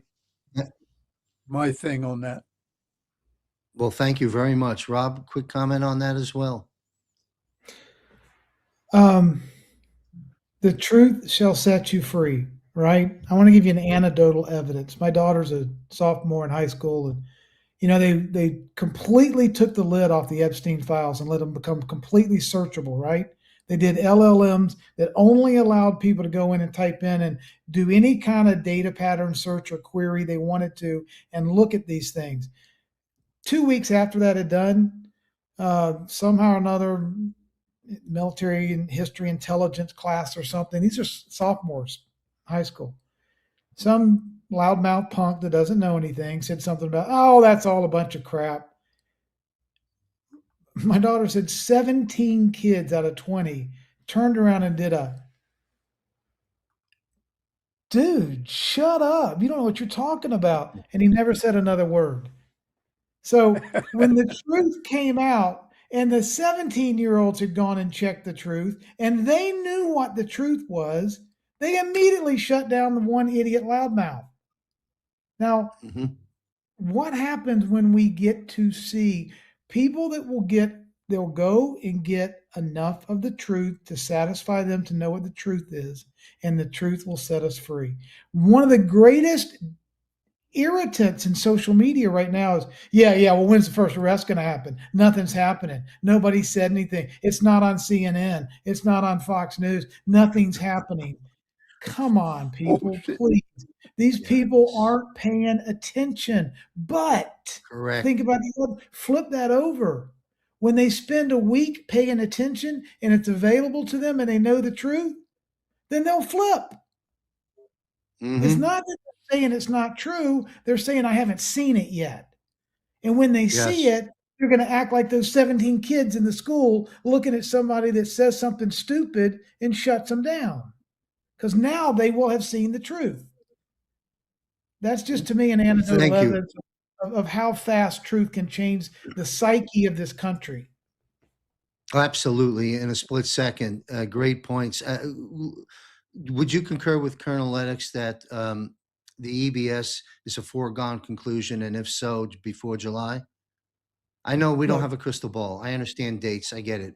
You know, I believe at the end of the day, the greatest risk to this 10-year battle and war that we've been in is that for some reason the general psyche of the public believes it was a banana republic or a military coup or it wasn't legitimate. They have to see how bad it was to give due credit where credit is due and forever appreciate and creating a whole new mountain with just Trump on it.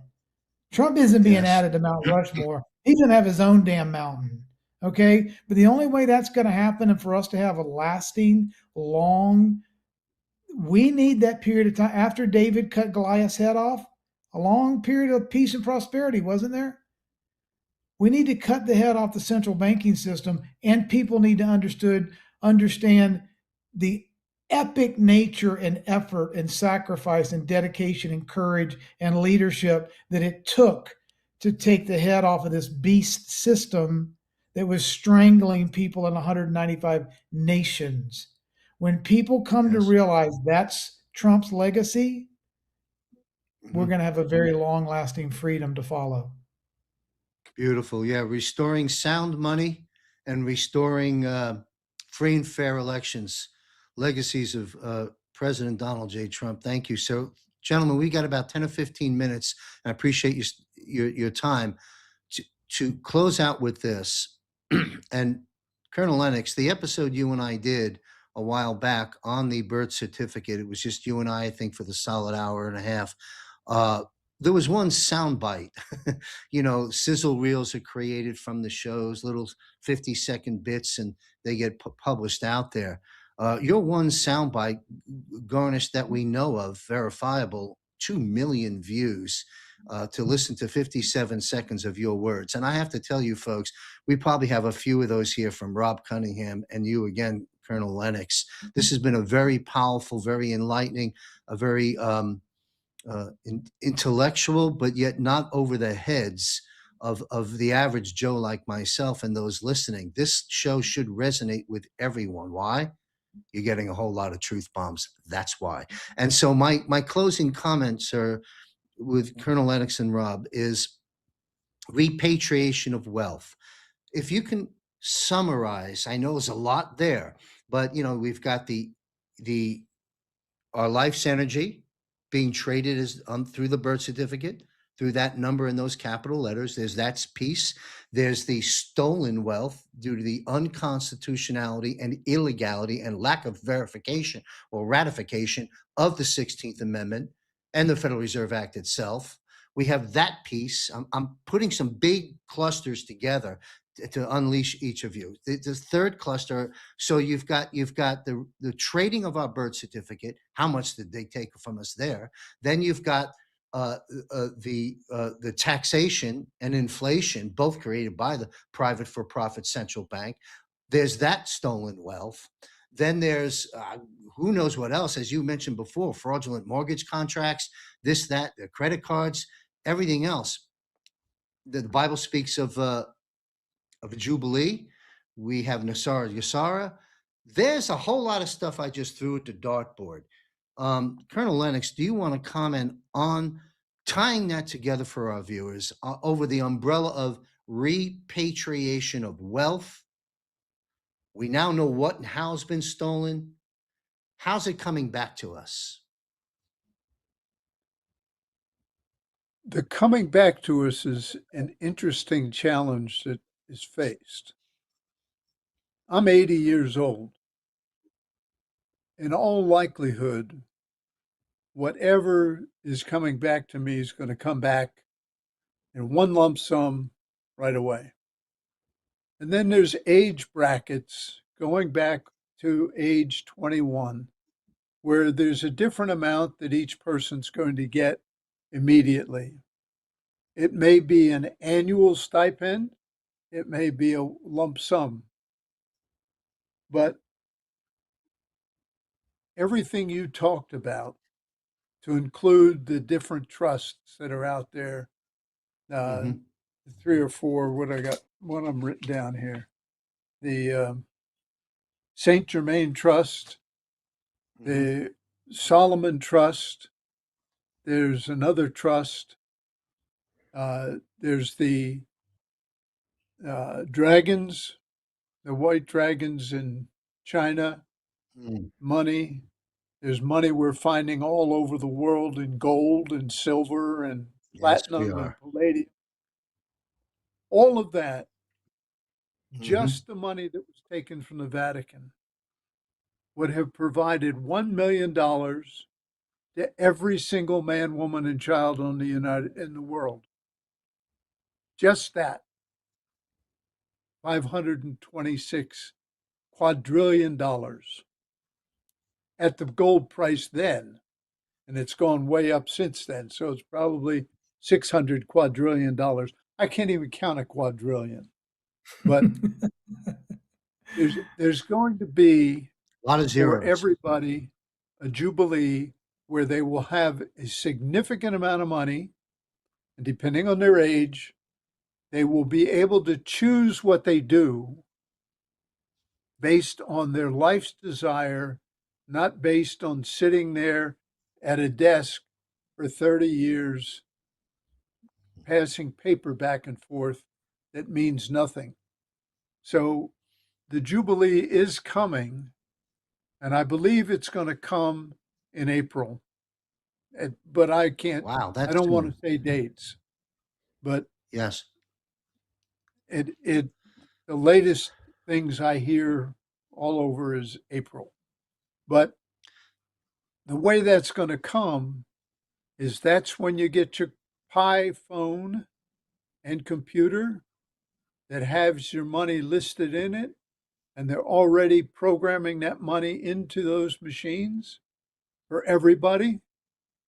You're not going to get it in the mail. You're going to get it by going in for an interview, and the interview is going to include your uh, frequency and vibration, so that the phone that you have is recorded against you and you alone. Now, people will say, well, how do I pass it on? There'll be a system to pass on the wealth if you so Mm. desire. But the other part of it is there will be humanitarian projects. There'll be huge humanitarian projects that will be funded out of all this money that's around. And it's all going to be gold backed or silver backed or uh, platinum or palladium backed. Everybody will, at some point, go in for an interview. They'll get an email, it will be encoded, and they will be told a phone number to call. They'll go in for an appointment with a counselor. They'll be able to take 1 or 2 people with them. They won't be able to be taking their army in there with them, but they'll be able to take 1 or 2 people in there as advisors or however they want to put it. But there will be, the taxes are supposed to all come back. They, uh, I don't believe anybody will get all the money that their birth certificate's worth because they could never spend it. unless they're going to do a huge humanitarian project, and they won't need it. That's the key to the whole thing is people won't need to focus on money. They'll focus on themselves and living and their love of their life and all those things. And if they work, Mhm. and a lot of them will have to work at some level, if they work, they'll work at something they love. And they won't be dependent upon some college degree or something like that. They'll do the work they love. Uh, I have two kids that are artists, and they both do nothing but art, different ways. One's in advertising design, the other one does photography, but they work at what they love. And Mhm. that's the greatest thing in the world is to watch that. Anyway, that's my comment on there's going to be some sum of money, but people send me emails from this show saying, how do I go Yes. get that money? Yeah, of course. You can't go get that money. They're going to tell you how to come have an appointment to take care of getting that money, whatever amount it's going to be. Thank you, Colonel Lennox. Three follow-ups, and we'll go to Rob, and we'll wind our broadcast down. This has been an incredible discussion. My hunch was right to bring you two gentlemen together because I knew the vibration and frequency would take us where we needed to go. And I thank you both very, very much. I want to talk about, you mentioned earlier the AI understanding us inside the spirit, the mind, the body, thoughts, predictive behavior, so forth and so on, the frequency of us. Would that in this interview process that you've laid out for us here, wouldn't that play into it? In other words, if a person isn't clean and maybe doing something nefarious with $8 million that they've decided he can get tomorrow morning, what does that play into it? And if so, do you have any insights, feedback, or just opinions about that aspect? My opinion about that is absolutely they will know if you're clean. They will know Good. that. And that's part of what the QFS is about is Yes. cleaning up. And to clean up, they've got to know. And and Yeah. it's And the same thing oh, go ahead, sir. when we talk about the med beds, it's exactly the same thing. You got to be clean. Got to have a spiritual relationship, not necessarily a church relationship, but a spiritual Yes. relationship with your God. Rob's Beautiful. saying, yeah. Yeah, we'll get to Rob in one sec. I got a couple more follow-ups with you, sir, and I'm sure Rob's taking a whole lot of mental notes here. Thank you for doing that. When as we're to our audience, as we're listening to this final segment from Colonel Lennox, now it makes a lot more sense, does it not? When Elon Musk said, "You won't have to work anymore. There'll be no need to save money soon," and he just drops that out there, and then like says, "Let's go have lunch." I mean, that's a big statement. You've just got the backfill from Colonel Lennox as to how and why Musk made that statement, in my humble opinion. And last question to Colonel Lennox, and we'll flip over to Rob on this, is the question of when. Uh, there's a lot of people, there's a lot of money, there's all that stolen wealth that you've talked about that we've located and are still in the process of doing so, and then the whole system, to let it travel on these phones and the QFS and so forth that we've been discussing. Of course, there's the new currency and all that, which we don't have time to get into just yet. But that to me seems like a process that could take time before that wealth comes to the people. Because I know that's all the bottom line. Everyone's going, when do I get my money? I mean, the people are getting pissed off now. It's fascinating because nobody knew about this a year ago, broadly speaking, that all our wealth is stolen and we're worth all these. And now all of a sudden they're demanding their money. I mean, it seems like they're falling right into Yeah, right well, into they, line as a psyop has dictated. Here they are, predictive programming and human behavior, and so okay. that's how they're responding. So, what would you say, sir? When will they get their money? If they're worried about money, they shouldn't be. Because right now we're all in fiat currency. When it could be tomorrow, it could be July, August, we don't know. We do know that they've trained the people that are going to interview people, that are going to give them their phones, that are going to get them ratified as their frequency and vibration into the phone. We know that. Now, who those people are, we don't know that. If those people start talking, they lose their job. It's that simple. Okay. We talked about the Treasury in DC. I think the Treasury is going to be in Reno, Nevada.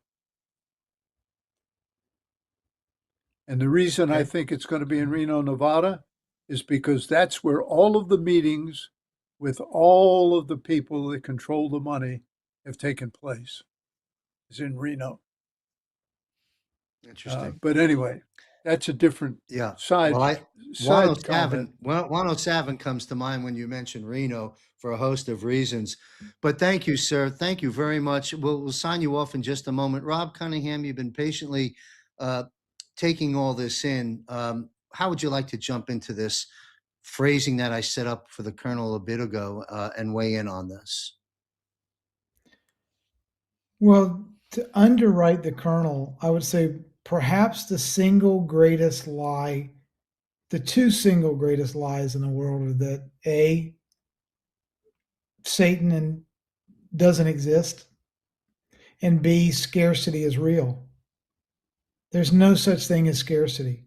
There is so much abundance in this world. We are deployed for purpose by the Creator.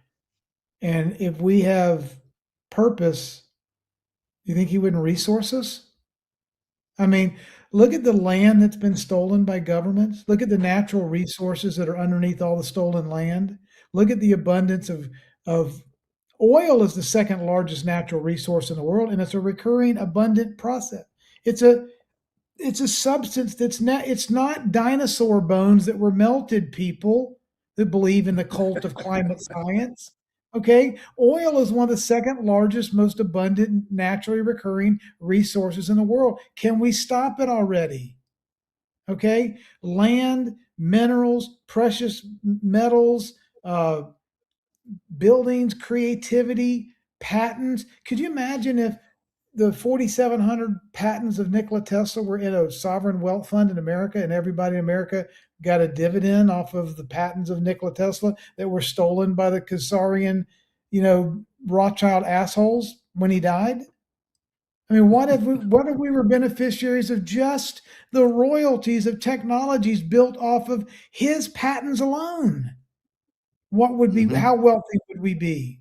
I mean, you can go to Singapore, you can go to Qatar, you can go to places all over the world, and those cities are so fantastically clean and perfect and sophisticated and nice, and Hmm. people are cordial. We look like a third world. We look like we're living back in the 50s over Yes. here in America, compared to some of these Hmm. modern day, clean, industrial, Absolutely. well, safe places around the world. So we have been lied to since the day the doctor slapped us on the ass. There is no scarcity. We violated the number one command of the scriptures, which is fear not, 365 times, and they beat the shit out of us by being afraid of everything. And while we're afraid, they've stolen everything. But Hmm. to the colonel's point, we know where it all is. We have it all. It's all coming back. And we're going to be made whole. We're going to have, as Elon said, universal high income. not basic income, universal high income. But here's the other point. That's kind of soul scan, that soul underwriting, that who are you, what's your Mhm. frequency, energy, vibration. A, they don't want to refinance evil. And B, they have to No. also understand that money is like a drug. And some people, you've got to be aware of the lottery syndrome. People win the lottery and their lives, 95% of their lives are ruined within 5 years. They're a complete disaster. They're bankrupt, they're divorced, they're drug addicts. They don't have a wealth mindset. They don't know how to manage wealth. And all of a sudden they come into a bunch of money. And if you don't know what you're doing with it, too much money is destructive as hell. So Yep. we can't just give $1 million to everybody in America and think that they're not going to go overdose or do something stupid with it. Right? I mean, in some respects, we've got to have some discernment and some wisdom into how you just back up to somebody's house and drop off $5 million and say, good luck.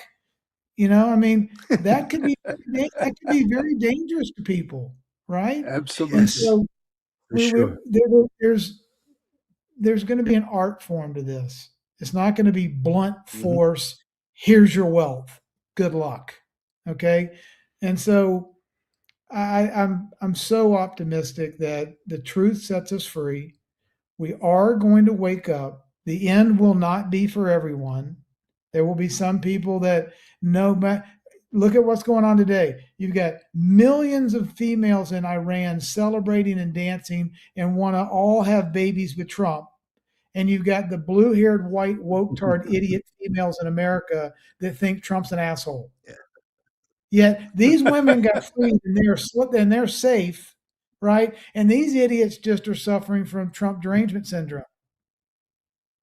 So it Well, let them have babies with James Carville. no, no, oh my God, the thought of that is just like, no, I'm not going to be able to Woo. sleep tonight. But look, we are blessed to be living at this epic moment in global history. There has never been one like it. I didn't deserve it. It's unmerited grace, but I just thank God for the wealth of being awake. Can you imagine living through the Yeah. last 10 years angry, bitter, pissed off, and clueless? How many people are still asleep and refuse to do the work to try to gain some understanding and wisdom? They're so prideful, they would rather hate than forgive. And that is a terrible place to be. Let's bring that EBS home, folks. Let's bring that EBS on and wake the rest of these people. And the ones that don't wake up from thereafter, well, God will deal with them later. That's all I can say. Thank you, Rob Cunningham. Any closing statements from you, Colonel Lennox? I was just thinking about those who don't want this, they'll probably end up in an off world facility that they need to be in because the Jubilee, and there's one of the truthers that talks the Jubilee all the time, and phenomenal lady. I've met her. Uh, but the Jubilee is important, and it is if you're God fearing, God loving, spiritually awake, it'll happen. If you're not spiritually awake, it ain't going to happen. And it doesn't matter if you're a Buddhist, a Hindu, a Muslim, a Judean. You notice I didn't say Jews, I said Judeans, a Christian who doesn't go to a church but believes in Christ. It doesn't matter. If you have the love of God, then in here, in your heart, and up here in your brain, and you pray to him on a regular basis. You don't ask him for anything, just pray to him. Because if you ask him for something, chances are you're not going to get it. Or if you get it, you're not going to get what you want. Um, you just have to pray to him. Uh,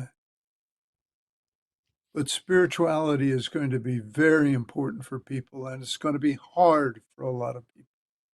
Very hard, Hmm. particularly those who spend 5 days a week in church and all that kind of stuff. It's going to be really hard for them. Understood. Well, listen, My, this has been an incredible broadcast. Go ahead. Last word, sir? yeah, that's my last comment. Spirituality is what counts. And could I give Yes. one So, final comment? Yeah.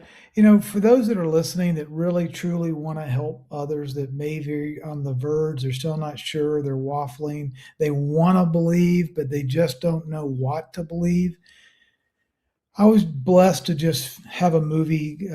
Some folks in California, a husband and wife team, created a movie called Money Disrupted. And it really is it's a 2 hour documentary from 1776 to 2026. And it's about ending the Fed, and it's money disrupted. And it's got everybody from, G. Edward Griffin to Robert Kiyosaki to Ron Paul to just very, very many notorious names. You can just Google it, Money Disrupted. Okay. It's like 19.99 or something like that. I don't know. Maybe there's coupons out there for 25% off. But the point being is, if people will understand what the money changers have done to this world and done through the auspices of American credibility for 200 years, and they see how badly they have lied, cheated, and stolen and weaponized, divided and conquered us through this Federal Reserve system, if they can begin to go, wow, I never knew that. They'll open their minds up to listening to everything, every single thing else we spoke about on this conversation tonight. But for those that are on the edge, if it's in a movie, if movie producers put it out there, if there's people that they know they've made a documentary out of it and they go and consume it that way, if that's what it takes to start waking more people up, gift this to people. Give it as a graduation present. Give it as a birthday present. Give it as a 4th of July present. Give it as an April Fool's joke. I don't care how you gift it to somebody. Just point somebody to it. But go and see the movie Money Disrupted and share it with other people. If you watch that movie 2 hours, it'll put you in the top 20 percentile. 80% of the Americans can understand, oh my God, I never knew that. Why didn't anybody ever tell me? And if they've lied to me for 200 years about banking, what else have they lied to me about? It's one of the easiest, in my mind. It's a very well done movie, and it's one of the easiest red pills you can deliver without having to argue with anybody. Money Disrupted, is this something that needs to be streamed or purchased, or is it available on, say, YouTube or something? How do we get it?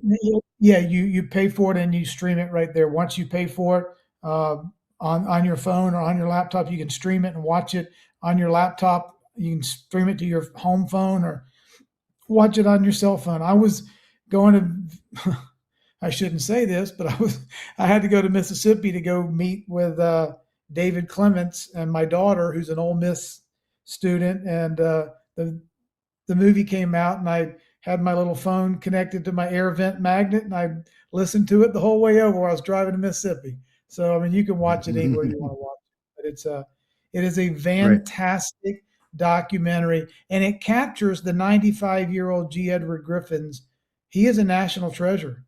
If you've never read the book, The Is. Creature from Jekyll Island, to understand that, I've just, Mhm. it warms my heart that this man is going to be alive to see the death of the Federal Reserve System that he exposed so brilliantly in the early 90s. Absolutely. I've said this with retired Lieutenant Colonel Ricardo Bosi on the Bosi Briefs I publish every other Monday, that to your point of Mr. G's work, many things, but the Federal Reserve being one of the stellar things he raised the attention to decades ago, he should be given that Medal of Honor or whatever it is that Medal of the Freedom, presidents Medal give of to the Freedom. Yes. Medal of Freedom Yeah. to the citizen of G. Edward Griffin instead of Harvey Weinstein and Ellen DeGeneres and Tom Hanks and all these characters, Barbara Streisand and Bruce Springsteen, that and Robert De Niro, that have gotten that. He should rip that off them and give it to G. Edward Griffin and other people. And I sure hope that that happens before Mr. G moves on to another plane. I've got to wrap up the show. We've exceeded 2 hours. You gentlemen have been incredible, inspiring, very informative, and both doing God's work and both having served in military. I salute you, gentlemen. Thank you very much. May God bless you both. Come back. This has been dynamic. Perhaps we should do panels like this more frequently on this broadcast. So thank you all very much. To my producer, let's make an announcement through our promotional. I don't know what's coming up, folks, but whatever it is, publish it. Let's go. Thank you to my two guests. Run the clip. His commentary and analysis is among the best, bar none. His words serve as a masterclass. He deconstructs the deceptions of the PSYOP war. He is the author of The Greatness Awaits You, the national leader of Australia One Party Incorporated, a monthly panel participant in JMC's Global Defense War, in a league of his own, an international treasure, a follower of Jesus Christ. He is Ricardo Bossi. Ricardo Bossi is a published author and speaker, international business consultant, former Australian Army Special Forces Lieutenant Colonel, having served 24 years in the Australian Army, including postings to the Special Air Service Regiment, the 1st Commando Regiment, Headquarters Special Operations, and the U.S. Combined Joint Task Force Headquarters in Kuwait. Don't miss JMC Broadcasting's Bossi Briefs, where John sits down with Ricardo, helping to connect the dots, making sense of the madness, keeping us all grounded and united as the battle between good and evil play out before our very eyes. Join John and Ricardo every other Monday at 6 p.m. Eastern Standard Time, right here at jmcbroadcasting.com. We're into the second year of Bossi Briefs with Ricardo Bossi, and he missed one episode due to scheduling conflicts. People have been asking, what's up?